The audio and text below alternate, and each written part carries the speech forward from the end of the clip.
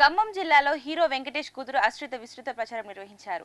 Khammam MP అభ్యర్థి రామసహాయం రఘురామరెడ్డి విజయాన్ని ఆకాంక్షిస్తూ అశ్రిత మంత్రి పొంగులేటి కూతురు రామసహాయం కోడలు కావడంతో ఖమ్మంలో ఎన్నికల ప్రచారం చేశారు. రానున్న ఎన్నికల్లో హస్తం గుర్తుకు ఓటేసి కాంగ్రెస్ ఎంపీ అభ్యర్థి రఘురామరెడ్డిని గెలిపించాలని వారు పిలుపునిచ్చారు.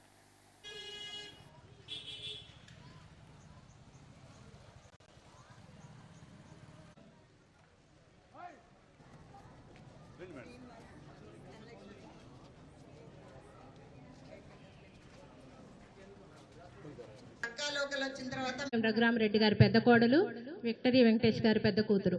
సూర్యవంశం సినిమా మనందరికీ తెలుసు. అలా చెప్పుకుంటే బొబ్బిలి రాజా కాదు, సూర్యవంశం కాదు.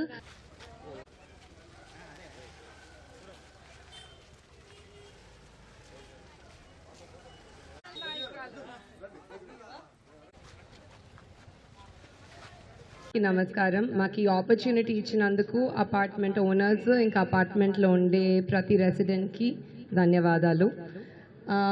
నేను మీ సీనన్న బిడ్డని ఆల్రెడీ చెప్పినట్టు, అట్లనే నేను రఘురామరెడ్డి గారి చిన్న కోడల్ని. నేను మా మామయ్య గురించి ఒకటి చెప్తాను. మా నాన్న నన్ను ఎట్లా బాగా చూసుకుంటారో మా మామయ్య నన్ను కానీ ఆశ్రిత అక్కని కానీ అట్లనే చూసుకుంటారు. అదే నమ్మకంతో నేను చెప్తున్నాను, మా నాన్న మీ అందరిని ఎలా చూసుకుంటారో మా మామయ్య కూడా మీ అందరినీ అలానే చూసుకుంటారు. మా